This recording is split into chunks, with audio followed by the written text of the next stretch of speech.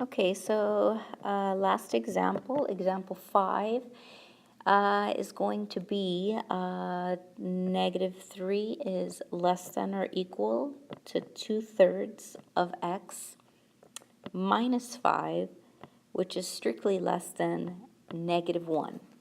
So again, notice that this is a double inequality, right? We have inequality here, and we have another inequality here, or again, three parts. We have a left, a middle, and then the right-hand side. So our goal is to solve for this x. So let me go back to white, or actually, let me use pink. So I want to solve for x, so we do addition first, right? I want this to be a 0, so add 5 to the middle, to the right, and to the left. And this is 0, which is exactly what we wanted. 5 minus 3 is 2, is less than or equal to 2/3 of x, which is strictly less than, and then this is 5 minus 1, which is 4. So again, goal is to solve for x. So we have 2/3 of x. So I want to make this a 1. So how do I make it a 1? Well, I can multiply by the reciprocal. So maybe let's do this in, I don't know, green. So I can do 3 over 2, right, is a reciprocal of 2/3. So I do it to the left, and I do it to the right.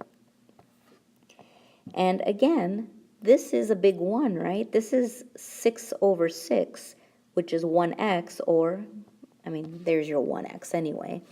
So we get x, and then we drop down the inequalities, and, right, that's just over 1, so that's 3.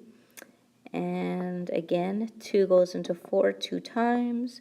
2 times 3 is 6. And this is our solution set. And set builder notation. Well, I guess technically, let's save some space here, right? We can say the set x such that, right, this is true. So if we graph the solution set, right, here's our real number line. Here's 3, 4, 5, 6, and 7, dot, dot, dot, dot, dot, dot.